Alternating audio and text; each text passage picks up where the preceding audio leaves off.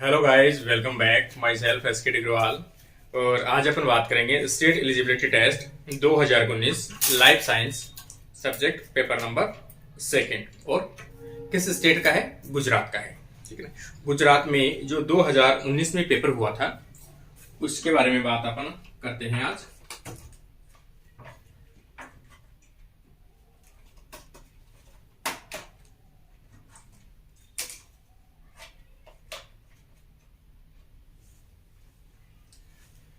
तो यहाँ पर देखो, इससे पहले अपन ने खास तौर से देखो कर्नाटक का कंप्लीट किया है, महाराष्ट्र का कंप्लीट किया है, राजस्थान का कंप्लीट किया है, उसके अलावा हिमाचल प्रदेश का कंप्लीट किया है।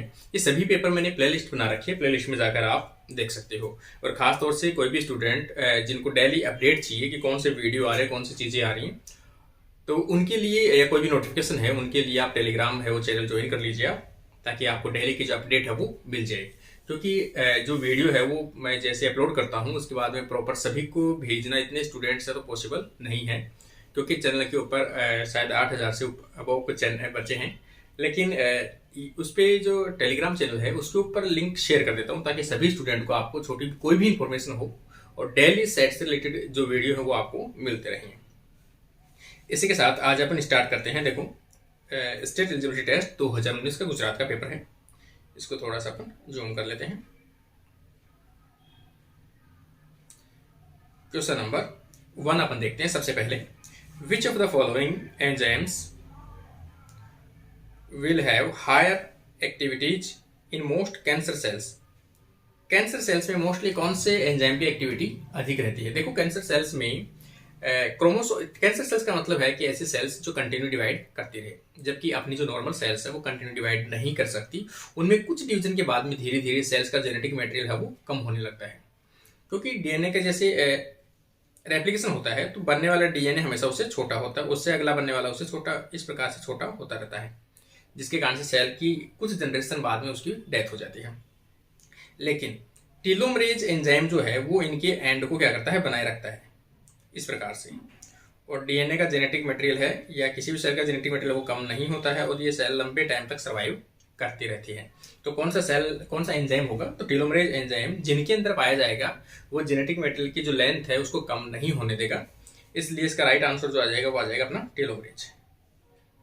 ये हमेशा कैंसर को बढ़ाता है। टीलोमरेज एंजाइम खास तौर से देखो किसमें पाया जाता है? एम्ब्रियोनिक सेल्स में पाया जाता है, स्टेम सेल्स में पाया जाता है और जाइगोट में पाया जाता है, कैंसर सेल्स में पाया जाता है, ट्यूमर सेल्स में पाया जाता है, इनमें पाया जाता है, सोमेटिक सेल्स में नहीं पाया जाता है। ठीक है।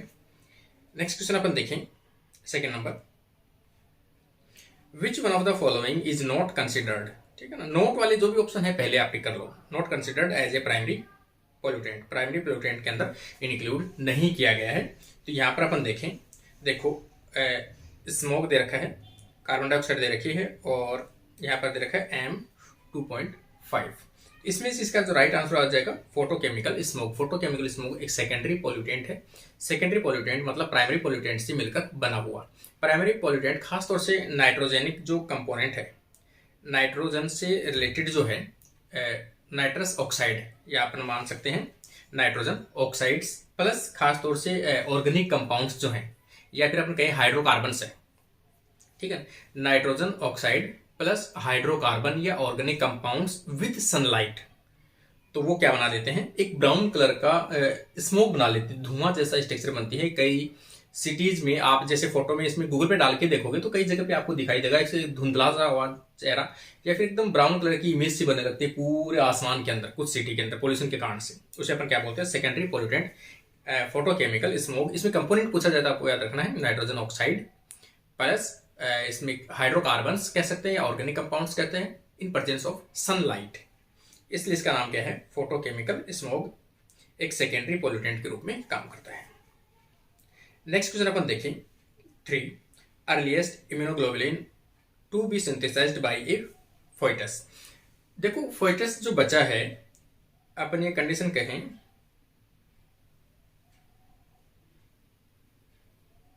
ये बचा है, इस टाइम पे ये मदर से जो एंटीबॉडी लेता है वो तो कौन सी है?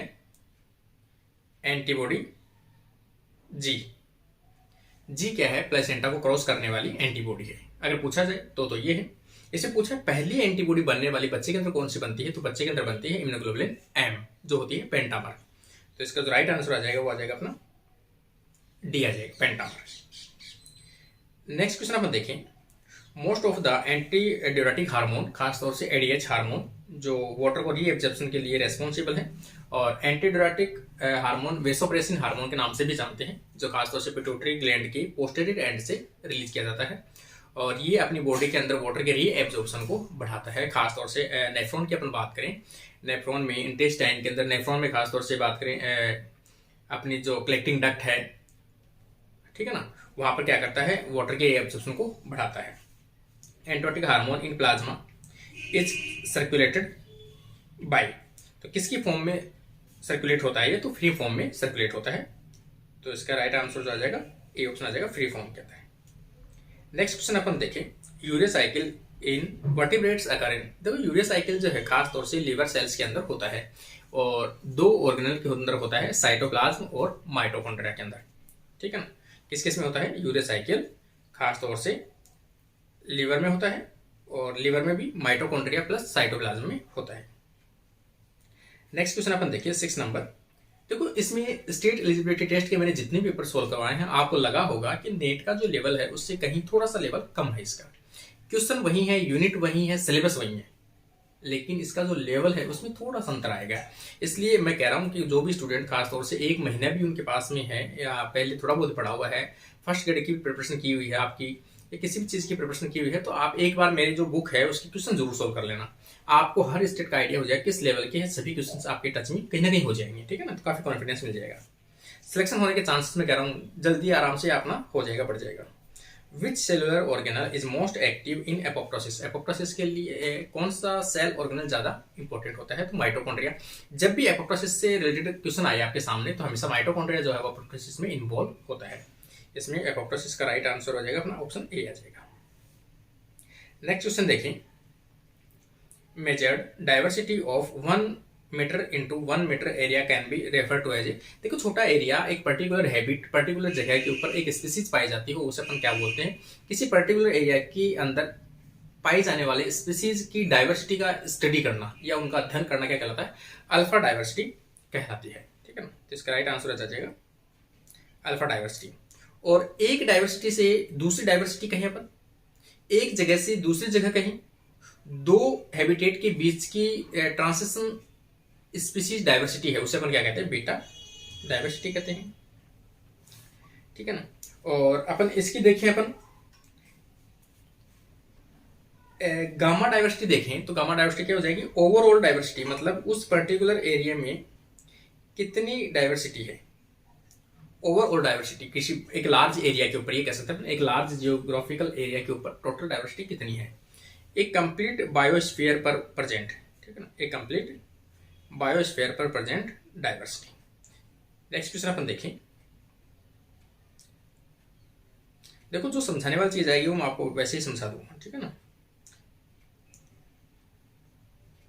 क्वेश्चन नंबर अपन देखें 8 number, energy to drive hydrological cycle is come from, देखो हाइड्रोलॉजिकल जो एनर्जी है खासतौर से कहां से आती है, उनकी अल्टरनेट जो एनर्जी है सबसे पहले सूरज से ही आती है। सनलाइट, जैसे ही कोई रिवर है, यहां पर वाटर इसमें फिल है, सबसे पहले जो सनलाइट है वो कहां से आती है, सूरज से आती है।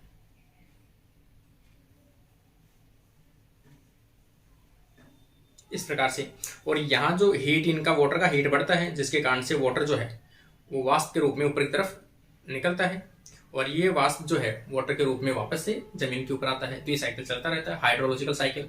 हाइड्रोलॉजिकल साइकिल में एनर्जी कहाँ से आती है, सनलाइट से आती है, ठीक है ना। तो यहाँ पर इसका राइट आंसर आ जाएगा बी ऑप्शन आ जाएगा, बी सोलर एनर्जी, ठीक है ना। नेक्स्ट क्वेश्चन अपन देखें, best practice for the diversity conservation would be, biodiversity conservation के लिए सबसे बेस्ट जो प्रैक्टिस है वो मतलब किस लिए की जाती है, तो आप कह सकते हो कोई भी हैबिटेट है, कोई भी एक स्पीसीज का एक पर्टिकुलर कोई क्राइटेरिया है जहां पर काफी स्पीसीज जो है वहां पर रहती है।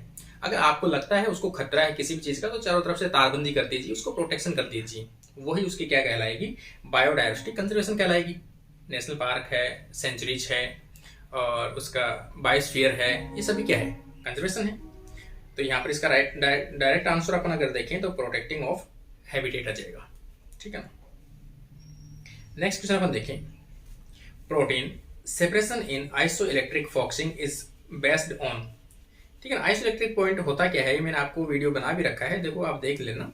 आइसोइलेक्ट्रिक फॉक्सिंग से मैंने क्वेश्चन लास्ट में जितने भी आपको वीडियो बनाए हैं, मैंने पेपर सोल्व करवाए हैं, मैं जब भी ये क्वेश्चन आता है हमेशा आपको बोलता हूँ इसमें से हमेशा एक क्वेश्चन पूछा जाएगा, एक क्वेश्चन हमेशा इसमें पूछा जाता है। आइसोइलेक्ट्रिक पॉइंट, आइसोइलेक्ट्रिक पॉइंट किसे कहते हैं, वह पीएच जिस पीएच के ऊपर पर्टिकुलर एमिनो एसिड का चार्ज 0 हो, उसे अपन क्या कहते हैं, आइसोइलेक्ट्रिक पॉइंट कहते हैं। Isoelectric point is a pH value where no any charge, कोई चार्ज नहीं हो, उसे अपन क्या कहते हैं, न्यूट्रल कह सकते हैं, जीरो चार्ज कह सकते हैं, नो एनी चार्ज कह सकते हैं। उस पीएच को अपन क्या बोलते हैं, आइसोइलेक्ट्रिक पॉइंट बोलते हैं, ठीक है ना। तो यहाँ पर बोल रखा है protein separation in isoelectric फॉक्सिंग is based on, तो किसके बेस पे होता है, प्रोटीन पीएच ग्रेडियंट के बेस पे होता है। यहाँ पर राइट आंसर आ जाएगा पीएच ग्रेडियंट, ठीक है ना। ये ऑप्शन भी चारों आप लोग थोड़ा पढ़ लेना, मैं तो आपको डायरेक्ट बता देता हूँ किस चीज से रिलेटेड क्वेश्चन है, क्योंकि इतना टाइम नहीं है, एग्जाम भी पास में आ रही है, आप लोगों को पेपर सोल्व करा दे रहा हूँ, ठीक है ना। तो मैं जो चीज है फिक्स उसी का आंसर बता रहा हूँ आपको, कि किस कारण से उसका आंसर है, ये मैं आपको बता रहा हूँ, क्योंकि मैंने इसमें एक्सप्लेनेशन नहीं दिया है, और ये भी कारण था कि टाइम का अभाव था, इसलिए एक्सप्लेनेशन नहीं दे पाया। लेकिन इन फ्यूचर अगर आपको कोई भी फर्स्ट ग्रेड की या कॉलेज लेक्चरर की जैसे ही कोई एग्जाम अनाउंस होगी, अगर उस टाइम में कोई बुक आएगी, उस टाइम कोई बुक निकालूंगा तो आपको एक्सप्लेनेशन जरूर दूंगा उसके साथ में, और दोनों मीडियम में दूंगा, क्योंकि इस बार टाइम का अभाव था, इसलिए मैं इनको हिंदी में ट्रांसलेट नहीं कर पाया, इसीलिए मैं इनको सोल्व करा रहा हूँ ज्यादा से ज्यादा, कि बच्चों को उनको समझ में आ सके रियल, क्योंकि अपना पर्पज है, कोई अपना पर्पज बिजनेस वाला नहीं है, अपना पर्पज ये है कि अपन थोड़ा हो सके उन बच्चों को कुछ दे सके, ठीक है ना। तो इसीलिए मैं क्वेश्चन डेली सोल्व करा रहा हूँ कि बच्चों को जिसको हिंदी में पढ़ने में, इंग्लिश में पढ़ने में थोड़ी दिक्कत आ रही है, तो उनको काफी हेल्प हो जाएगी, ठीक है ना। नेक्स्ट क्वेश्चन अपन देखते हैं 11 नंबर। ये क्वेश्चन देखो थोड़ा इंपॉर्टेंट आप कर लेना। BCL2 जो है ये एक एंटी एपोप्टोटिक जीन है, BCL2 एंटी एपोप्टोटिक। एपोप्टोसिस किसे कहते हैं, मैंने आपको लास्ट वीडियो में बताया है। एपोप्टोसिस इज ए प्रोसेस जिसके अंदर किसी भी सेल की प्री प्लान करके उसकी डेथ कर दी जाए, तो उसे क्या कहते हैं, प्रोग्राम्ड सेल डेथ, उसे कहते हैं एपोप्टोसिस। जैसे मैंने आपको पहले भी फिंगर का एग्जांपल बताया था कि जो फिंगर के बीच में जो गैप है ये कैसे हुई, इनकी सेल्स कहाँ गई, तो इनकी सेल एपोप्टोसिस में चली गई, मतलब उनको रिक्वायर थी कि यहाँ फिंगर ऐसे खुलनी चाहिए, इसलिए रिक्वायर थी, अपने को रिक्वायर थी, इनके बीच एपोप्टोसिस में चली गई, मतलब प्री प्लान किया है, तो प्रोग्राम्ड सेल डेथ। इनको रोकने के लिए जो कंडीशन पाई जाती है, एक जीन पाया जाता है BCL2, इसलिए इसे क्या बोलते हैं, एंटी एपोप्टोटिक सेल, जो एपोप्टोसिस को रोकता है। Protooncogene is located on the chromosome number, कौन से क्रोमोसोम नंबर पर पाया जाता है, तो 18 नंबर क्रोमोसोम के ऊपर ये देखने को मिलता है BCL2। एंटी एपोप्टोटिक जीन से याद रखना भाई, एंटी एपोप्टोटिक जीन से याद रखना इसको, ठीक है ना। नेक्स्ट क्वेश्चन अपन देखें, सेल साइकिल में या कहीं भी अपन देखते हैं,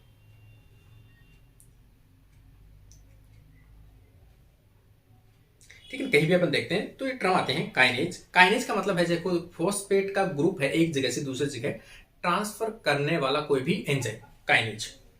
phosphatase can make a protein active और इनएक्टिव थ्रू, मैंने बताया काइनेज और जो फॉस्फेटेज है, काइनेज तो फॉस्फेट को जोड़ता है और फॉस्फेटेज क्या करता है, वहां पर फॉस्फेट को हटाता है, मतलब काइनेज ऐड करने वाला फॉस्फेट को और फॉस्फेटेज फॉस्फेट को रिमूव करने वाला, दोनों है। ये किसी भी प्रोटीन के फंक्शन को कंट्रोल कर सकते हैं, किसी भी एंजाइम के, जैसे मान लो कि कोई प्रोटीन है, कोई एंजाइम है, उसके ऊपर जैसे फॉस्फेट ऐड होगा तो काइनेज के द्वारा ऐड होगा, वो एक्टिव हो जाएगा, अपना उन्होंने फंक्शन कर दिया, फंक्शन करने के बाद में अगर एक्टिव थोड़ी रखना उसको, कुछ टाइम के बाद उसको रिमूव भी करना है ताकि वो इनएक्टिव फॉर्म में आ जाए, अगेन जब काम आएगी तो वापस फॉस्फेट जोड़ देंगे, ठीक है ना। तो उस टाइम पर आप उसको फॉस्फेटेज के द्वारा उसको फॉस्फेट को रिमूव कर दो। तो यहाँ पर फंक्शन देखो इसका, डी ऑप्शन देखो, फॉस्फोरिलेशन एंड डीफॉस्फोरेशन, मैंने बता दिया, फॉस्फेट को जोड़ना फॉस्फोरिलेशन, फॉस्फेट को रिमूव करना डीफॉस्फोरेशन, तो ये दोनों का फंक्शन है, जिसका राइट आंसर है। ये छोटी छोटी चीजें भैया आप लोग है ना, मैं जो भी बता रहा हूँ आपको, ये छोटी छोटी चीजें नोट कर लिया करो, आप वीडियो जब भी देखते हो छोटी छोटी चीजें नोट करके चला करो, ताकि जब आप एग्जाम देने से पहले जाओ तो आपको छोटी छोटी चीजें देखना ना पड़े, क्योंकि क्वेश्चन में एग्जैक्ट ये चीजें मिलने वाली है, ठीक है ना। आइए अपन देखें, raising atmospheric CO2 level comparatively favour photosynthetic activity of, ठीक है। यहाँ पर देखो raising atmospheric fair, carbon dioxide का लेवल आप बढ़ता है, level comparatively favour photosynthetic activity किसकी फेवर करता है, तो C4 मतलब C2 के C3 के लिए, क्योंकि C4 जो है वो तो कम कार्बन डाइऑक्साइड के अंदर भी फोटोसिंथेसिस कर सकता है, सक्षम है वो, लेकिन C3 प्लांट्स है उनको high concentration of carbon dioxide चाहिए। तो कंसंट्रेशन अगर CO2 की बढ़ भी रही है तो किसके लिए बेनिफिट है, C3 प्लांट्स के लिए बेनिफिट है। तो इसका राइट आंसर जो आ जाएगा only C3 plants. Next question अपन देखें 40 number, under unfavourable condition plant increase the production of. देखिए अनफेवरेबल कंडीशन है, कोई भी स्ट्रेस कंडीशन है, ऐसी कुछ कंडीशन आती है तो उस टाइम में जो प्लांट हार्मोन है उनमें से कौन से प्लांट हार्मोन्स है वो जो इंक्रीज होते हैं। देखो जैसे एक तो एब्सिसिक एसिड है, इथाइलिन है, जास्मोनिक एसिड है, ये सभी चीजें क्या अनफेवरेबल कंडीशन में बढ़ते हैं, ठीक है। तो इसमें देखो ऑप्शन में दिया गया है ऑक्जिन दिया गया है, ऑक्जिन एंड एब्सिसिक एसिड दिया गया है। ऑक्जिन तो नॉर्मल डोमिनेंस हार्मोन है, एपिकल डोमिनेंस हार्मोन है, किसी भी सेल की लेंथ इंक्रीज करने के लिए, सेल एनलार्जमेंट करने के लिए काम आता है। Abscisic acid and ethylene option C दिया गया है इसमें, तो यहाँ पर इसका जो राइट आंसर आ जाएगा वो आ जाएगा सी ऑप्शन, ठीक है ना। दोनों कैसे स्ट्रेस की कंडीशन पर बनने वाले हार्मोन है। देखो 15 नंबर का क्वेश्चन जो है वो देखते हैं अपन, which one of the following set of organism are capable of synthesising all amino acids for the protein synthesis. कि जितने भी अपन जैसे पढ़ते हैं, दो प्रकार के एमिनो एसिड पढ़ते हैं, एक एसेंशियल और एक नॉन एसेंशियल। इसका मतलब हाफ एमिनो एसिड ऐसे हैं जो एसेंशियल है, एसेंशियल मतलब बाहर से लेना ही पड़ेगा अपने को, इसका मतलब अपनी बॉडी उनको सिंथेसिस नहीं कर सकती। तो अगर यही कंडीशन ऐसी हुई बाहर से ले रहे हैं तो वो एमिनो एसिड कहाँ से आ रहे हैं, तो सीधी सी बात है कहीं ना कहीं आउटसोर्स से आ रहा है। आउटसोर्स में मतलब खास तौर से प्लांट्स है, एल्गी है, बैक्टीरियाज हैं, इन सभी में एबिलिटी है सभी एमिनो एसिड सिंथेसिस करने की, उनको अपन फूड के रूप में यूज में लेते हैं और अपनी एसेंशियल एमिनो एसिड की पूर्ति करते हैं। इसका मतलब अपन सभी एमिनो एसिड का सिंथेसिस नहीं कर सकते हैं, इसीलिए अपन एमिनो एसिड पढ़ते हैं दो प्रकार के, एसेंशियल और नॉन एसेंशियल। लेकिन प्लांट के अंदर सभी नॉन एसेंशियल वो सभी बना सकते हैं, ठीक है ना। तो यहाँ पर ऑप्शन में देखो synthesize all amino acids for the protein synthesis के लिए तो बना सकता है, देखो प्लांट्स और बैक्टीरिया ऑप्शन में दिया गया है। तो प्लांट और बैक्टीरिया दोनों ही अपने जो एमिनो एसिड्स है वो सिंथेसिस कर सकते हैं। नेक्स्ट क्वेश्चन अपन देखो, इन ए पॉलीपेप्टाइड चेन, कोई भी पॉलीपेप्टाइड चेन के अंदर which one of the following amino acids has ability to form another covalent bond, ठीक है ना। कोवलेंट बॉन्ड बनाने की जो कैपेसिटी है वो किसमें पाई जाती है, ठीक है। तो कोवलेंट बॉन्ड इसमें पाया जाता है डाइसल्फाइड बॉन्ड। डाइसल्फाइड बॉन्ड किसके बीच में बनता है, सल्फेट के बीच में बनता है। डाइसल्फाइड बॉन्ड बनता है तो सिस्टीन एमिनो एसिड्स के बीच में बनता है। तो यहाँ पर सिस्टीन एमिनो एसिड्स दिया गया है डी ऑप्शन के अंदर। देखो अपन बात करें सल्फर की, सल्फर पाया जाता है मेथियोनिन के अंदर भी, ठीक है ना। मेथियोनिन भी क्या है, सल्फर कंटेनिंग एमिनो एसिड है, लेकिन जो सल्फर है वो साइड चेन के काफी अंदर होता है, इसलिए वहां तक बॉन्ड बनाना पॉसिबल नहीं है। इसलिए डाइसल्फाइड बॉन्ड हमेशा सिस्टीन के बीच में ही पॉसिबल है। तो इसका राइट आंसर आ जाएगा सिस्टीन। नेक्स्ट क्वेश्चन अपन देखते हैं, side chain of most amino acids present in native proteins are. कोई भी प्रोटीन्स है, ठीक है ना, कोई भी प्रोटीन्स है, ये प्रोटीन्स है उनकी साइड चेन ये बाहर की तरफ है इस प्रकार से। साइड चेन कैसी होती है, बाहर ये एक्सपोज हो सकती है इनर। वैसे हाइड्रोफोबिक जो नेचर होता है प्रोटीन का, वो साइड चेन जो होती है वो अंदर की तरफ होती है, और उनका मोस्टली का जो नेचर होता है वो कैसा होता है, हाइड्रोफोबिक होता है, ठीक है ना। मोस्टली प्रोटीन्स का जो नेटिव प्रोटीन, हाँ, जो नेचर में एकदम नेचुरल प्रोटीन है उनके अंदर साइड चेन में मोस्टली एमिनो एसिड्स जो होते हैं वो कौन से होते हैं, तो हमेशा हाइड्रोफोबिक होते हैं, नॉन पोलर होते हैं। तो इसका राइट आंसर आ जाएगा नॉन पोलर एमिनो एसिड या हाइड्रोफोबिक एमिनो एसिड्स।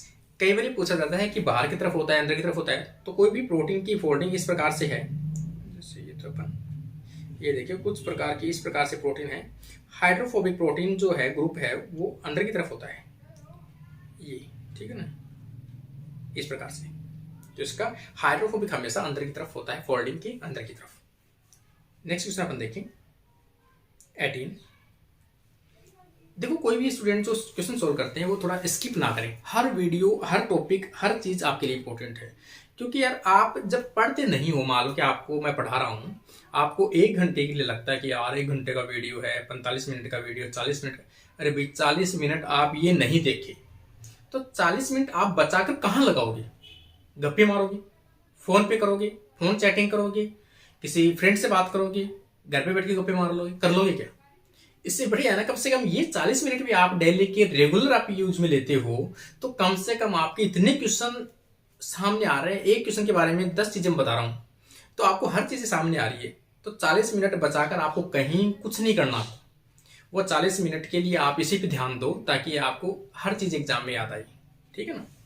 इसमें नेक्स्ट क्वेश्चन अपन देखते हैं।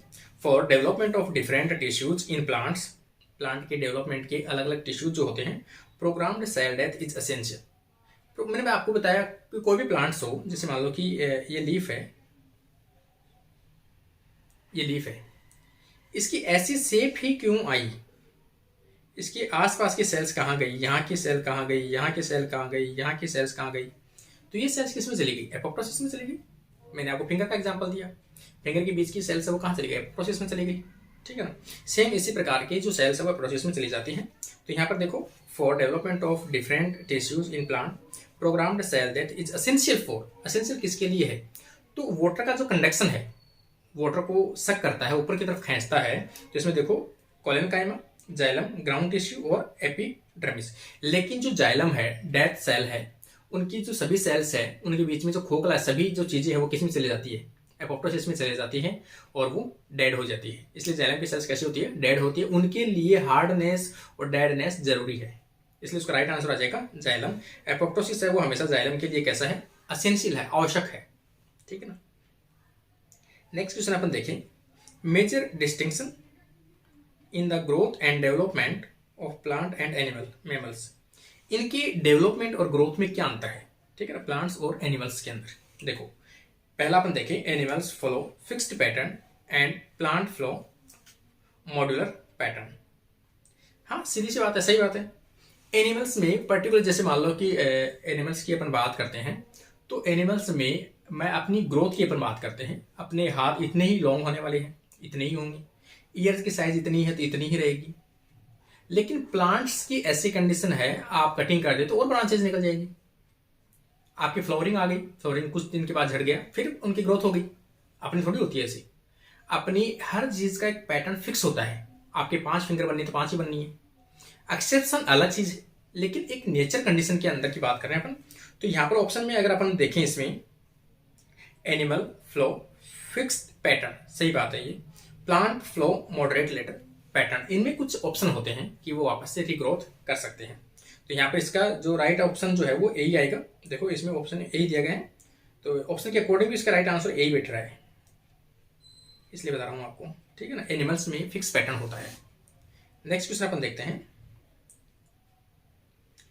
20 number question, acetyl coenzyme can be produced. Acetyl coenzyme produced, breakdown of, किन किन के ब्रेकडाउन से एसिटाइल कोएंजाइम बनता है? एसिटाइल कोएंजाइम कई बार पूछा जाता है, कनेक्टिव लिंक है किसका? ग्लाइकोलाइसिस और क्रेब्स साइकिल का। और किससे बनता है? फैटी एसिड के डिग्रेडेशन से। और किससे बनता है? एमिनो एसिड के डिग्रेडेशन से। एमिनो एसिड के डिग्रेडेशन से, डीएमिनेशन से एमिनो एसिड से एंटर कर सकता है क्रेब्स साइकिल्स के अंदर। कौन से में? अल्फा केटोग्लूटारेट में। अल्फा केटोग्लूटारेट से वापस बन सकता है एसिटाइल कोएंजाइम। तो इसका मतलब इसमें जो ऑप्शन है एमिनो एसिड्स, और इसमें देखो ऑप्शन में अपन देखते हैं पहले, कार्बोहाइड्रेट से तो बनता ही बनता है, कार्बोहाइड्रेट पहला, एमिनो एसिड और फैटी एसिड। देखो ये रहा तीन ऑप्शन, ये इसका राइट आंसर है। कार्बोहाइड्रेट भी है, glycolysis, Krebs cycle, amino acids और फैटी एसिड। बीटा ऑक्सीडेशन आपने पढ़ाई होगा। बीटा ऑक्सीडेशन जब भी अपन पढ़ते हैं तो लास्ट जो कंपोनेंट है वो किसके रूप में? 2 कार्बन के रूप में रिलीज होता है, एसिटाइल कोएंजाइम ए के रूप में। ये इसका राइट आंसर। नेक्स्ट क्वेश्चन अपन देखें, 21 के अंदर देखें, expression of characters under polygenic controls. Polygenic controls का मतलब है एक से अधिक जीन मिलकर एक पर्टिकुलर फंक्शन को कंट्रोल करते हो, या फिर अपन कहें कि जो भी कैरेक्टर बन रहा है, पॉलीजेनिक कैरेक्टर की बात कर रहा है, तो एक कोई भी पर्टिकुलर कैरेक्टर बन रहा है उसमें छोटा छोटा वेरिएशन देखने को मिलता हो। ऐसा नहीं है जैसे मान लो एक तो 2 ही कैरेक्टर होते हैं, टॉल और dwarf, rounded, wrinkled, green, yellow, ये तो 2 कैरेक्टर हैं। लेकिन अगर ह्यूमन की हाइट की बात करें तो हाइट में इतना वेरिएशन ये थोड़ी है कि एक छोटा एक लंबा है, 2 ही ऑप्शन, ऐसा थोड़ी है। आपने क्या है, कोई 2 फीट का, कोई 2.5 का, कोई 3 का, कोई 4 का, 4.5 का, कोई उनमें पॉइंटों में वेरिएशन इतना। तो ये वेरिएशन होते हैं पॉलीजेनिक। कलर की बात करें अपन, कोई हल्का फेयर, कोई हल्का डार्क, कोई एकदम डार्क, कोई एकदम फेयर, तो कलर में वेरिएशन पाया जाता है। तो दोनों ही जीन है, दोनों ही जो करेक्टर है वो कैसे हैं, पॉलीजेनिक करेक्टर के नाम से जाने जाते हैं। हाइट में भी वेरिएशन इतना ही पाया जाता है और अपने कलर्स में भी पाया जाता है। तो इसमें देखो height and skin colour of human, ये इसका राइट आंसर बैठेगा। दोनों ही कोई फिक्स नहीं है, ठीक है, ये इसका राइट आंसर है। नेक्स्ट क्वेश्चन अपन देखते हैं 21। एक मिनट, थोड़ा सा गैस को बंद कर देता हूँ, शायद गैस स्मेल आ रही है, गैस ऑन है।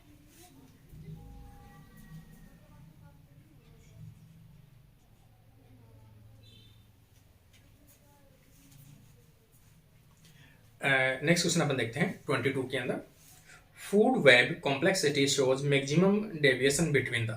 देखो फूड वेब जो होता है, फूड का मतलब है कि कोई भी ऑर्गेनिज्म जो है, ऐसे ऑर्गेनिज्म का समूह जो एक ऑर्गेनिज्म अपनी एनर्जी प्राप्त करने के लिए, जीवन यापन करने के लिए हमेशा दूसरों का शिकार करता है और उससे भोजन प्राप्त करता है। ये सभी चेन एक चैन है, फूड चैन है। जब बहुत सारी फूड चैन मिलकर इंटरलिंक हो जाए तो उसे अपन क्या बोलते हैं, फूड वेब के नाम से जानते हैं। फूड कॉम्प्लेक्सिटी जैसे से बढ़ती है, इसका मतलब वहाँ की कम्युनिटी स्ट्रॉन्ग है। तो यहाँ पर ऑप्शन देखो, food web complexity shows maximum deviation between, किस किस के बीच में पाया जाता है, एक तो डेजर्ट इकोसिस्टम और एक पाया जाता है ट्रॉपिकल मॉइस्ट फॉरेस्ट इकोसिस्टम। इन दोनों के बीच में सबसे ज्यादा देखने को मिलता है। तो इसका राइट आंसर जो है वो आ जाएगा ए ऑप्शन। नेक्स्ट क्वेश्चन अपन देखते हैं 23। विच one of the following combination of the nutrient flow sedimentary pattern of the biogeochemical. Biogeochemical जब भी बात पूछा जाता है, सेडिमेंट्री रॉक्स, सेडिमेंट्री रॉक्स जो है पहाड़ियां हैं, सेडिमेंट्री रॉक्स इस प्रकार से जैसे हैं, इनकी लेयर्स के रूप में पाई जाती हो सेडिमेंट्री रॉक्स, जिनमें फॉसिल्स की स्टडी भी की जाती है। फॉसिल्स की स्टडी के लिए पूछा जाए कौन से रॉक्स में की जाती है, तो हमेशा सेडिमेंट्री रॉक्स में की जाती है, ठीक है ना, क्योंकि इनमें परतें जमी हुई है, ये परतें, फिर ये परतें, फिर ये परतें, पहले ये परत जमी होगी, उसके बाद ये परत जमी होगी, इनके बीच में ऑर्गेनिज्म दब गए होंगे, वो फॉसिल्स बन गए होंगे। इस प्रकार से सेडिमेंट्री रॉक्स में, तो यहाँ पर फॉसिल्स की बात है, लेकिन ये पूछा क्या है, कौन से पैटर्न में काम आता है, तो खासतौर से सल्फर और जो फॉस्फोरस है उनके लिए यूज में आता है। तो सल्फर और फॉस्फोरस जो साइकिल है वो कहाँ से होता है, सेडिमेंट्री रॉक से चलता है। मतलब उनके अंदर सल्फर और फॉस्फोरस निकलते रहते हैं, ठीक है ना, वापस डिपोजिशन हो जाते हैं, फिर लंबे टाइम के लिए चले जाते हैं, फिर वो कभी निकल के आते हैं बाहर, ठीक है ना। इसी प्रकार से इसका राइट आंसर जो आ जाएगा, सल्फर और फॉस्फोरस का जो साइकिल है वो किस पे डिपेंड करता है, सेडिमेंट्री रॉक्स पे। ये आप साइकिल पढ़ते हो तो पता ही अपने को सब कुछ चीजें। तो नेक्स्ट क्वेश्चन अपन देखते हैं 24। Functioning of the phytochrome is regulated by the. देखो फाइटोक्रोम जो है वो किस पे डिपेंड करता है, दो प्रकार के लाइट पे डिपेंड करता है, एक तो रेड लाइट और एक फार रेड लाइट। फाइटोक्रोम की दो कंडीशन होती है, एक तो रेड फाइटोक्रोम और एक फार रेड फाइटोक्रोम। दोनों इंटर एक्सचेंज कर सकते हैं, आइसोमेरिक फॉर्म होती है, ठीक है ना। तो इसलिए फाइटोक्रोम जो है वो डिपेंड करती है both red and far red light. तो is the right answer is the D option is the best option. Next question अपन देखते हैं 25। The most appropriate reason for the species become invasive in a new environment is.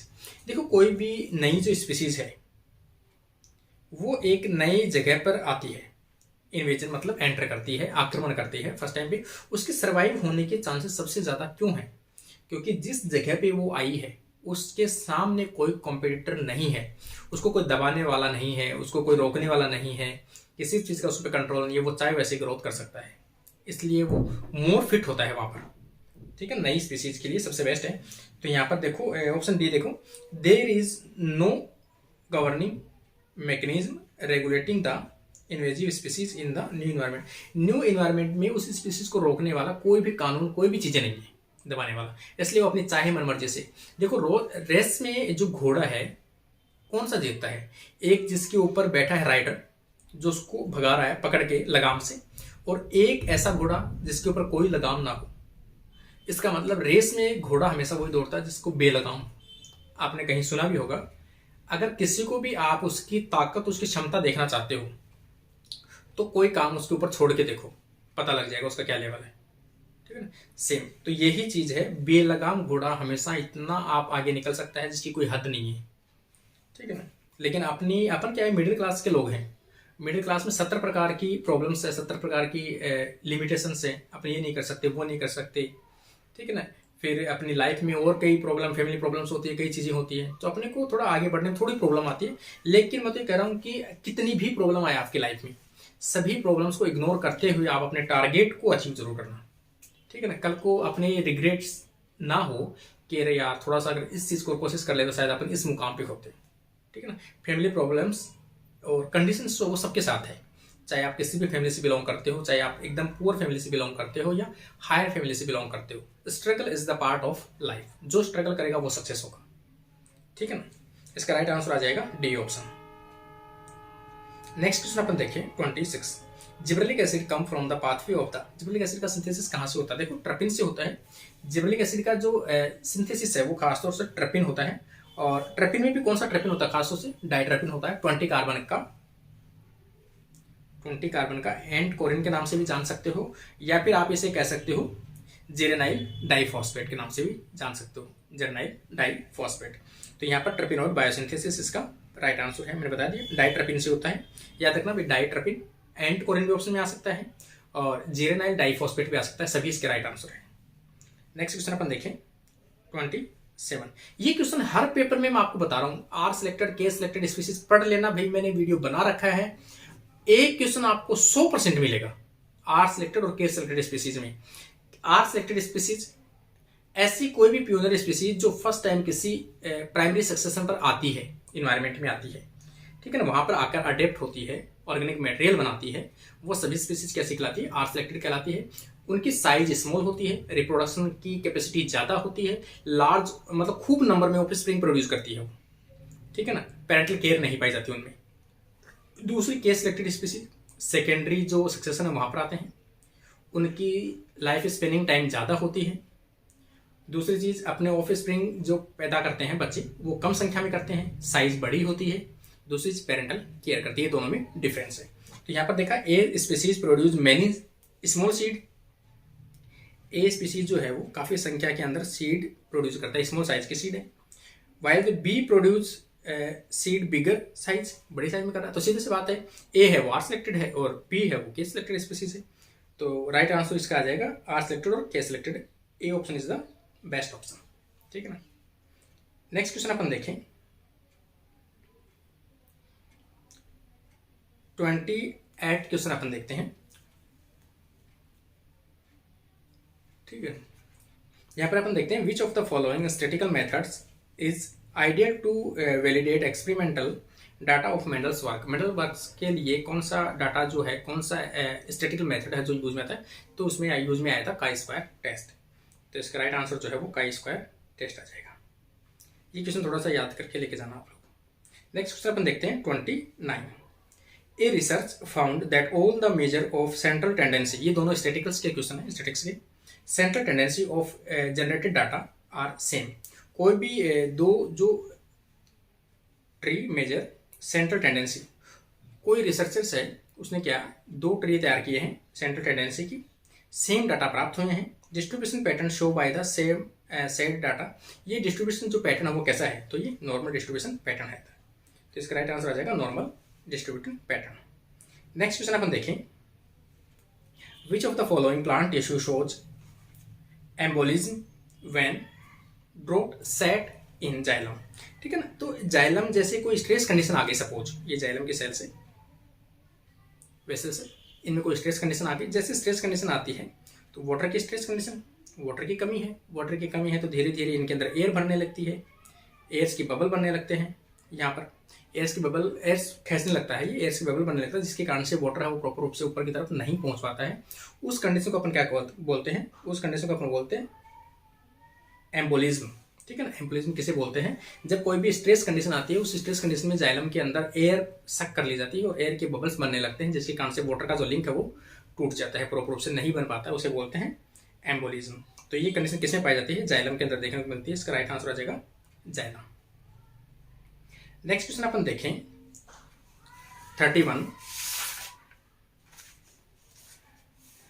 31 में अपन देखें, one of these is said to be having maximum contribution to the loss of biodiversity over the terrestrial ecosystem। ऐसा कौन सा method है, ऐसी क्या चीज है जिसके कारण से बायोडाइवर्सिटी धीरे धीरे कंटिन्यू लॉस होती जा रही है, ठीक है। तो सबसे मेन जो है डाइवर्सिटी लॉस होने के कारण से कि ह्यूमन सेटलमेंट, अपन क्या करते हैं, एक नई फॉरेस्ट को, एक नई जगह को काटते हैं, समतल बनाते हैं और वहां पर अपना सेटलमेंट करते हैं, वहां पर रहने लगते हैं। या फिर किसी अचानक किसी चीज की रिक्वायर हो गई, जैसे रेलवे ट्रैक की आवश्यकता पड़ गई, रेलवे ट्रैक की आवश्यकता पड़ गई तो वहां से जो आसपास का जंगल है वो कटिंग करके वहां से रेलवे ट्रैक अपन निकाल देते हैं। काफी स्पेस खराब हो गया तो वहाँ फ्रेगमेंटेशन हो गए, स्पीसीज है उधर की उधर चली गई, उधर की उधर चली गई, दोनों फ्रेगमेंटेशन खराब हो गए, दोनों एरिया है वो स्पीसीज विलुप्त हो गई, यहाँ के यहाँ कर भी, ठीक है ना। तो या फिर आपने रोड निकाल दी, फ्रेगमेंटेशन हो गया हैबिटेट का, जिसके कारण से दोनों हैबिट खराब हो गए, ठीक है। तो कंडीशन देखा है, one of these said to having maximum contribution to toward the loss of diversity. सबसे ज्यादा डाइवर्सिटी लॉस होने का कारण क्या है, टेरेस्ट्रियल इकोसिस्टम, खासतौर से लैंड वाला इकोसिस्टम में। तो मैंने आपको बता ही दिया, जियोग्राफिकल सेपरेशन, जियोग्राफिकल सेपरेशन, कोई भी रोड निकालना, ट्रैक निकालना। ऑप्शन में देखो इसमें excessive using of fertiliser, raising atmospheric CO2 level, climate changes और habitat fragmentation. Habitat fragmentation is the most important factor for losing of the biodiversities. ये इसका राइट आंसर हो जाएगा। नेक्स्ट क्वेश्चन अपन देखते हैं 32, ubiquitin is necessary for the degradation of the protein. Ubiquitin होता जो है, इसमें से क्वेश्चन जो आते हैं मैं आपको पहले बता देता हूँ यूबिक्विटिन से क्वेश्चन क्या आता है। पहली चीज तो आपको समझना है यूबिक्विटिन होता क्या है। यूबिक्विटिन एक प्रोटीन है जनरल सा, जैसे मान लो कि मैं आपको बताऊं कि एक प्रोटीन बनी है, अभी अभी ये प्रोटीन बनी है, इस प्रोटीन पे सेल को ये डाउट है कि प्रोटीन हो सकता है मिसफोल्ड है, मतलब प्रॉपर रूप से फोल्डिंग नहीं हुई है। अगर प्रॉपर रूप से फोल्डिंग नहीं हुई तो आगे जाके हानिकारक रहेगी, इसलिए इसी को क्यों ना इसके साथ में, इसके एक पर्टिकुलर एमिनो एसिड के साथ, यहाँ पर कौन सा एमिनो एसिड होगा ये, पहली बात लाइसिन, ये याद रखना आपको। कोई भी मिसफोल्डेड प्रोटीन के साथ जब यूबिक्विटिन प्रोटीन बाइंड होती है तो कौन से एमिनो एसिड से बाइंड होती है, तो लाइसिन से बाइंड होती है। यहाँ पर लाइसिन एमिनो एसिड वहां पर आकर बाइंड हो गया, क्या हो गया, यूबिक्विटिन, यूबिक्विटिन बाइंड हो गया। यूबिक्विटिन बाइंड होगा तो उस टाइम पे इसकी प्रोटीन की स्ट्रक्चर में क्या होगा, हल्का फुल्का चेंज करके देखेगा ये। अगर चेंज हो जाता तो ठीक है, अगर चेंज नहीं होता है तो यूबिक्विटिन, बहुत सारे यूबिक्विटिन आकर बाइंड होने लगेंगे यहाँ। इसे क्या बोलते हैं, पॉली यूबिक्विटिनाइजेशन।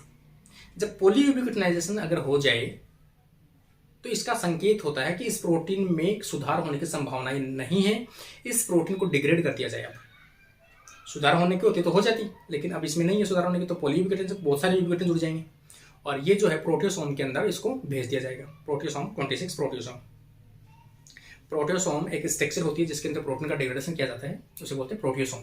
तो प्रोटियोसोम को अंदर इसको भेज दिया जाता है। तो ubiquitinisation is a biological process by which proteins, misfolded proteins और रॉन्ग फोल्डेड प्रोटीन में भी change in conformation and degrade, ठीक है ना। तो इसका राइट आंसर आ जाएगा यूबिक्विटिन किसके डिग्रेडेशन में काम आती है, प्रोटीन के डिग्रेडेशन में काम आती है।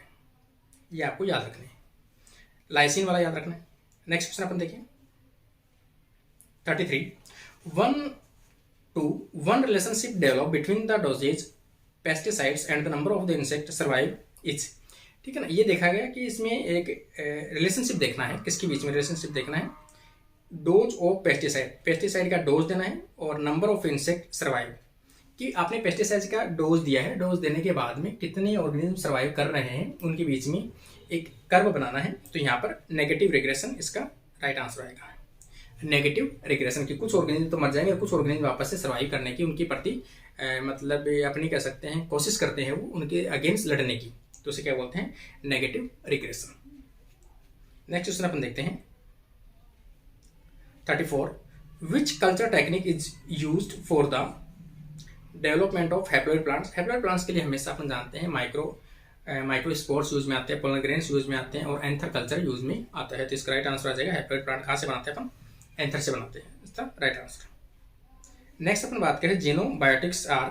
देखो जीनोबायोटिक्स क्वेश्चन मैंने लास्ट वीडियो में भी शायद आपको बताया था, जीनोबायोटिक्स टर्म्स हमेशा इंपॉर्टेंट होता है। जीनोबायोटिक्स का डिग्रेडेशन करने के लिए सेल का कौन सा सेल ऑर्गेनल रेस्पॉन्सिबल है, तो उसके लिए रेस्पॉन्सिबल है एक तो स्मूथ एंडोप्लाज्मिक रेटिकुलम और एक है प्रोक्यूसोम। स्मूथ एंडोप्लाज्मिक रेटिकुलम जिसमें 450 प्रोटीन पाई जाती है, 450 नाम से ये प्रोटीन पाई जाती है, जिसमें डिटॉक्सिफिकेशन की कैपेसिटी पाई जाती है, डिटॉक्सिफिकेशन।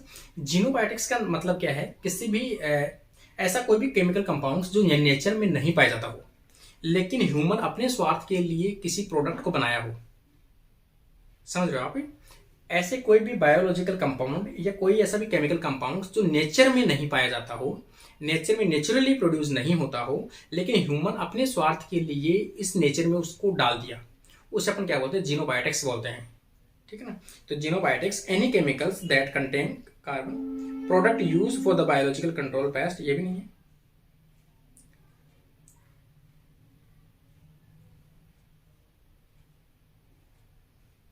यहां पर देखो आप डी ऑप्शन देख लो डायरेक्ट आप, synthetic organism compound not found in nature, nature में नहीं पाया जाता लेकिन ह्यूमन अपने स्वार्थ के लिए उसको बनाता है, इसे अपन क्या कहते हैं, जीनोबायोटिक्स बोलते हैं। और उनका डिग्रेडेशन खास तौर से कहाँ होता है, स्मूथ एंडोप्लाज्मिक रेटिकुलम और प्रोक्सिसोम के अंदर होता है।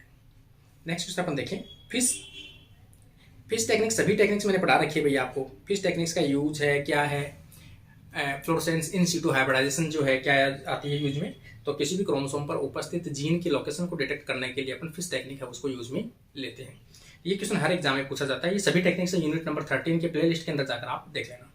इसका राइट आंसर आ जाएगा chromosomal location of A gene, किसी भी जीन की लोकेशन किसी क्रोमोसोम के ऊपर चेक करना ही क्या कहलाता है, फिश की टेक्निक यूज में ली जाती है उसके लिए। नेक्स्ट क्वेश्चन अपन देखते हैं, गैप जंक्शन। ठीक है ना। गैप जंक्शन जो है वो एक ऐसा जंक्शन है, दो सेल के बीच में पाए जाने वाले कनेक्शन है।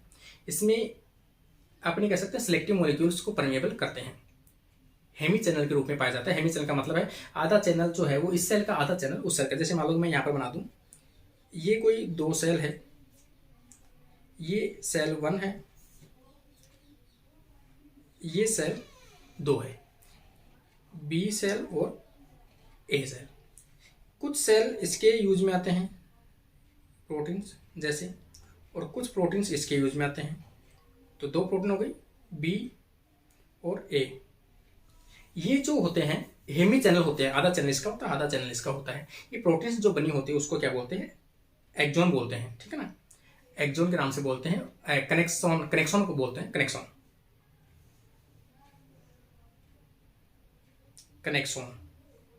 ये भी कनेक्शन 1, ये कनेक्शन 2 पेयर के रूप में है। कनेक्सॉन जो है वो 6 प्रोटीन से मिलकर बने होते हैं। एक यूनिट जो होती है उसका नाम क्या होता है, कनेक्सिन होती है। 6 कनेक्सिन आपस में मिलकर कनेक्सॉन बनाते हैं। एक कनेक्सॉन बन गया, दूसरा कनेक्सॉन बन गया, 6 इसमें 6 इसमें। तो एक गैप जंक्शन में कितने कनेक्सिन प्रोटीन पाई जाती है, तो 12 कनेक्सिन प्रोटीन पाई जाती है। एक कनेक्सॉन में कितनी पाई जाती है, 6 प्रोटीन पाई जाती है। कौन सी, कनेक्सिन। तो ये इसका राइट आंसर है गैप जंक्शन। तो गैप जंक्शन जो क्या है, gap junction formed by specific hemi channel, देखो ये रहा hemi channel in the each cell membrane junction by through the which. ठीक है ना, इसका राइट आंसर होगा शायद बी होगा। हाँ, इसका राइट आंसर जो है वो बी इसका राइट आंसर होगा। हेमी चैनल के रूप में pass membrane for just posed cell through which, दो सेल्स के बीच में पाया जाने वाला जंक्शन होता है। नेक्स्ट क्वेश्चन अपन देखें 38, protein targeting to one of this following organelles become tic and toc. Tic and जो टोक है वो दोनों जो प्रोटीन है, खास तौर से देखो ट्रांस मेम्ब्रेन जो प्रोटीन है, transmembrane protein at inner side of chloroplast. ये क्लोरोप्लास्ट है, क्लोरोप्लास्ट की यहाँ प्रोटीन पाई जाती है और एक बाहर की मेम्ब्रेन पाई जाती है। ये जो प्रोटीन ट्रांस मेम्ब्रेन प्रोटीन है ये तो क्या है, टिक है। ये जो प्रोटीन है वो क्या है, टोक है। Transmembrane protein after chloroplast, transmembrane protein inner chloroplast. ठीक है ना, फिर टॉक से रिलेटेड किससे है, ये क्लोरोप्लास्ट रिलेटेड है। इसका राइट आंसर आ जाएगा बी ऑप्शन। नेक्स्ट क्वेश्चन अपन देखें 39, individual of the cohort population study belong to the. देखो कोहर्ट जब भी टर्म यूज में आता है तो वहां पर आपको समझना है cohort group of organism belong to same age group, same birth group, उसको अपन क्या बोलते हैं। जैसे मान लो कि एक तो प्री रिप्रोडक्टिव एज है, सभी ऐसे बच्चे हैं जो अभी रिप्रोडक्शन लायक नहीं हुए हैं। एक सभी ऐसे ऑर्गेनिज्म हैं जो सभी रिप्रोडक्टिव स्टेज में हैं। एक सभी ऐसे हैं जो बच्चे देने की स्थिति नहीं, आगे निकल चुके हैं, पोस्ट रिप्रोडक्टिव स्टेज। इसका मतलब समान एज वाले ग्रुप ऑर्गेनिज्म को अपन क्या बोलते हैं, कोहर्ट बोलते हैं। तो यहाँ पर ऑप्शन देखो, सेम ईयर ऑफ बर्थ, यही बोल सकते हैं क्योंकि डिफरेंट अगला है, different year birth, different age group, different generation, मतलब अपने को चाहिए सेम एज ग्रुप। तो यहाँ पर same birth group is the right answer, is the A option. Next question अपन देखें 40 नंबर का, which one of the following set of transport requires energy. Transport energy में एनर्जी कौन से पाथ में यूज में आती है, देखो एक्टिव ट्रांसपोर्ट में तो आती है। एक्टिव ट्रांसपोर्ट के अलावा एंडोसाइटोसिस में भी आती है और एक्सोसाइटोसिस में भी आती है। तीनों पाथवे में एनर्जी की आवश्यकता पड़ती है। तो यहाँ पर 3 पाथवे दिए गए, एक्टिव ट्रांसपोर्ट और एंडोसाइटोसिस और एक्सोसाइटोसिस, तीनों में एनर्जी की आवश्यकता पड़ती है। तो ये एक्टिव ट्रांसपोर्ट के एग्जाम्पल है। 41 क्वेश्चन नंबर अपन देखें, विच one of the following pair of molecules execute their function by the binding of the cytoplasmic receptors. Cytoplasmic receptors जो है, मॉलिक्यूल्स जो है रिसेप्टर्स, साइटोप्लाज्म मतलब साइटोप्लाज्म के अंदर उनके रिसेप्टर्स पाए जाते हो। ऐसे कौन से मॉलिक्यूल्स है? मैंने आपको बता दिया, जो भी सिग्नलिंग मॉलिक्यूल्स आते हैं, फर्स्ट टाइम प्राइमरी मॉलिक्यूल्स आते हैं, कोई भी सेल्स हैं, बाहर से कोई भी मॉलिक्यूल्स आते हैं, ऐसे कोई भी मॉलिक्यूल्स जिनका नेचर हाइड्रोफोबिक ना हो, वो तो सभी कैसे बाइंड होंगे? सेल के ऊपर बाइंड होंगे। और ऐसे कोई भी मॉलिक्यूल जिनका नेचर हाइड्रोफोबिक हो, मतलब प्लाज्मा मेम्ब्रेन का नेचर भी हाइड्रोफोबिक और टारगेट ये जो सिग्नलिंग मॉलिक्यूल इनका नेचर भी कैसा है? हाइड्रोफोबिक। हाइड्रोफोबिक प्लाज्मा मेम्ब्रेन को इजीली क्रॉस कर सकता है, वो यहाँ आ जाएगा। तो हाइड्रोफोबिक के जो भी नेचर के मॉलिक्यूल होंगे उनका रिसेप्टर कहाँ पाया जाएगा? साइटोप्लाज्म में पाया जाएगा। तो यहाँ पर ऑप्शन देखो, नोर एड्रेनलिन और एस्ट्रोजन। एस्ट्रोजन जरूर है, हाइड्रोफोबिक है, मतलब स्टेरॉइड का एग्जाम्पल है, ये तो आ सकता है, लेकिन नोर एड्रेनलिन प्रोटीन का एग्जाम्पल नहीं आ सकता। ग्रोथ हार्मोन ये प्रोटीन का एग्जाम्पल है, जबकि प्रोजेस्टेरोन है वो स्टेरॉइड आ सकता है, ग्रोथ हार्मोन नहीं आ सकता। लेकिन एस्ट्रोजन और प्रोजेस्टेरोन दोनों ही कैसे हैं? स्टेरॉइड के एग्जाम्पल हैं, और दोनों ही हाइड्रोफोबिक नेचर के हैं, और दोनों ही प्लाज्मा मेम्ब्रेन को क्रॉस कर इनकी जो रिसेप्टर्स है वो कहाँ पाए जाते हैं? साइटोप्लाज्म में ही पाए जाते हैं। Right answer is C. Next question अपन देखते हैं 42, which one of the following is a tumour suppressor gene. इनमें से ट्यूमर सप्रेशन जीन कौन सा है? लास्ट पेपर में मैंने बताया था, उसमें ट्यूमर सप्रेशन p53 प्रोटीन पाया जाता है और एक आरबी प्रोटीन पाया जाता है, रेटिनोब्लास्टोमा प्रोटीन्स। आरबी प्रोटीन और p53 प्रोटीन दोनों कैसे है? ट्यूमर सप्रेसर जीन है। तो इसका राइट आंसर जो है वो क्या जाएगा? p53 protein. नेक्स्ट क्वेश्चन अपन देखिए 43, the chloride shifting channel. Chloride shifting जो चैनल है किसके लिए होता है? अभी आरबीसी में पाया जाता है, एरिथ्रोसाइट्स में पाया जाता है। एरिथ्रोसाइट्स में खास तौर से जो बाइकार्बोनेट है HCO3 बाइकार्बोनेट है और क्लोराइड के एंटीपोड के रूप में काम करता है। क्लोराइड और बाइकार्बोनेट के रूप में एरिथ्रोसाइट में पाया जाता है। तो यहाँ पर ऑप्शन देखो, सी ऑप्शन देखो, bicarbonate living erythrocyte, bicarbonate living erythrocyte and in exchange for chloride, और यहाँ पर दे रखा है प्रोटॉन, ये तो मतलब ही नहीं है। तो ऑप्शन देखो, बाइकार्बोनेट तो निकलता है और एक्सचेंज करता है क्लोराइड के साथ। इसका राइट आंसर यही बैठेगा, सी ऑप्शन। ठीक है, ये क्वेश्चन भैया हमेशा याद रखना भाई, इसका क्वेश्चन हमेशा पूछा जाता है। जो क्लोराइड शिफ्टिंग जो है इसका क्वेश्चन हमेशा पाया जाता है एरिथ्रोसाइट में। क्लोराइड जो है खास तौर से एक्सचेंज किसको कराता है? बाइकार्बोनेट को एक्सचेंज कराने के लिए रेस्पॉन्सिबल चैनल पाया जाता है क्लोराइड शिफ्टिंग। नेक्स्ट क्वेश्चन अपन देखिए 44 के अंदर, डचन मस्कुलर डिस्ट्रॉफी डिजीज। इसके अंदर होता क्या है कि मस्कुलर जो है मसल्स है खास तौर से बॉयज में धीरे धीरे डिस्ट्रॉय होने लगती है, वीक होने लगती है, चलते चलते चक्कर आना, गिरना, वीकनेस, लॉस ऑफ वेट, उन सभी के करेक्टर हैं डचन मस्कुलर डिस्ट्रॉफी। ठीक है, ये खास तौर से देखो एक्स लिंक्ड होने के कारण से मदर से हमेशा किस में आती है? बॉयज के अंदर आती है। रेसेसिव है इसलिए फीमेल में तो दिखेगी नहीं क्योंकि एक पापा से आता है। ठीक है, इसका मतलब डचन मस्कुलर डिस्ट्रोफी खास तौर से मेल के अंदर देखने को मिलती है क्योंकि ये एक्स लिंक्ड रेसेसिव डिजीज है। इसका राइट आंसर हो जाएगा X linked recessive disease. Next question अपन देखें, alcohol intake increase frequency of the urine. Urine जैसे कोई भी आदमी जो दारू पीता है या फिर एल्कोहल कंज्यूम करता है उसके पेशाब की हाजत बार बार होती है, मतलब पेशाब वो बार बार जाता है। ठीक है, क्यों जाता है? क्योंकि उसकी जो अपने बॉडी के अंदर एंटीडायरेटिक हार्मोन, जो फर्स्ट क्वेश्चन आया था, एंटीडायरेटिक हार्मोन का फंक्शन क्या होता है? अपने बॉडी के अंदर वाटर का रीएब्जॉर्प्शन करना। लेकिन जो एल्कोहल कंज्यूम्शन करता है कोई व्यक्ति, तो एल्कोहल क्या करता है? जो एंटीडायरेटिक हार्मोन है उनके रिसेप्टर को बंद कर देता है, उनको क्या कर देता है? इनहिबिट कर देता है। अगर उनको आप इनहिबिट कर दोगे तो वाटर का रीएब्जॉर्प्शन होगा ही नहीं बॉडी के अंदर। वाटर का रीएब्जॉर्प्शन नहीं होगा तो बार बार आपको क्या लगेगी? यूरिन लगेगी या पेशाब लगेगा, मतलब आपको कहने का मतलब ये है। ठीक है, तो बार बार आप जाओगे। इसका मतलब अल्कोहल क्या करता है? एंटीबायोटिक हार्मोन को सप्रेस करता है। तो यहाँ पर दे रखा है inhibit release of antibiotic hormone, इनकी एंटीबायोटिक हार्मोन के रिलीज को क्या करता है? ये ब्लॉक करता है। तो इसका राइट आंसर जो है डी ऑप्शन आ जाएगा। एंटीबायोटिक हार्मोन कहाँ से रिलीज होता है? इसी का नाम दूसरा क्या है? वेसोप्रेसिन। वेसोप्रेसिन कहाँ से रिलीज होता है? पिट्यूटरी ग्लैंड के पोस्टीरियर एंड से। नेक्स्ट क्वेश्चन अपन देखिए 46, histamines is known to be release. Histamines खासतौर से एलर्जेनिक कंडीशन जो होती है उस टाइम पर रिलीज होता है। और हिस्टामाइंस खासतौर से जो मास्ट सेल है, और हिस्टामाइंस के साथ साथ कौन से एंटीबॉडी रेस्पॉन्सिबल है, तो एंटीबॉडी ई रेस्पॉन्सिबल है हिस्टामाइंस के साथ, और मास्ट सेल और न्यूरॉन्स के द्वारा रिलीज किया जाता है हिस्टामाइंस। तो इसका राइट आंसर आ जाएगा हिस्टामाइंस से रिलेटेड मास्ट सेल और न्यूरोफिल्स, मतलब न्यूरॉन्स और बेसोफिल सेल्स। नेक्स्ट क्वेश्चन अपन देखिए 47, energy movement in ecological flow. Energy जो होती है एक ऑर्गेनिज्म से दूसरे ऑर्गेनिज्म में जाती है, तो एनर्जी धीरे धीरे क्या होती जाती है, कम होती है। आपने यूनिवर्सल एनर्जी फ्लो मॉडल पढ़ा होगा, 10% एनर्जी एक ऑर्गेनिज्म से दूसरे ऑर्गेनिज्म में एनर्जी कितनी परसेंट सेव होती है, 10% जाती है। फिर अगले में उससे 10%, मतलब एनर्जी धीरे धीरे क्या होती जाती है, रिड्यूस होती जाती है, कम होती जाती है। ठीक है, ये देखा है बी ऑप्शन देखो, input energy is always greater than output. निकलती कम एनर्जी, जाता जाता है, इसका मतलब एनर्जी कंज्यूम कम होती है। तो यहाँ पर ऑप्शन बी आ जाएगा। देखो इसमें input energy is always greater, input energy हमेशा ज्यादा होती है, आउटपुट एनर्जी हमेशा कम होती है। इसका राइट आंसर आ जाएगा बी ऑप्शन। 48 का अपन देखिए, the most classical symptoms in the ataxia. Ataxia जो कंडीशन है उसमें होता क्या है कि आपके किसी ब्रेन के अंदर सपोज कोई डैमेज हो जाए, ब्रेन में कोई लग जाए आपके, खासतौर से सेरिबेलम वाले पार्ट के अंदर, तो आपकी नर्वस सिस्टम है वो आपके बीच में, नर्वस सिस्टम आपस में कोऑर्डिनेशन नहीं कर पाएंगे, आपके बॉडी को बैलेंस नहीं कर पाएंगे। उस कंडीशन को क्या कहते हैं, एटेक्सिया कहते हैं। Ataxia is a condition by which any part of brain में बी डैमेज, और खासतौर से cerebellum and body nervous system not coordinate to each other and not balanced. तो इसका राइट आंसर जो आ जाएगा वो आ जाएगा अपना, इसमें देखो failure to muscular coordination, muscular coordination नहीं हो पाएगा। इसका राइट आंसर आ जाएगा बी ऑप्शन।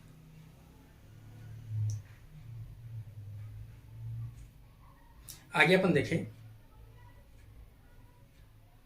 इसमें ऑप्शन शायद एक रह गया,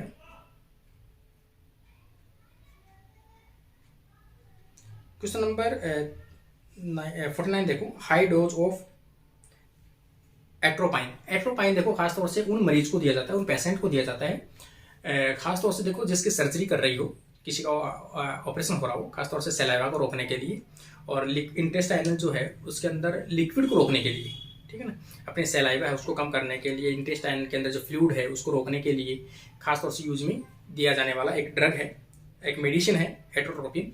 और खासतौर से उस पेशेंट को भी दिया जाता है जिसकी बीपी बार बार डाउन आती हो, जिसकी बीपी बार बार डाउन आती हो, तो उसकी हार्ट बीट बढ़ाने के लिए भी इसको यूज में लेता है, हार्ट रेट बढ़ाने के लिए भी। तो इसका राइट जो आंसर है वो देखो,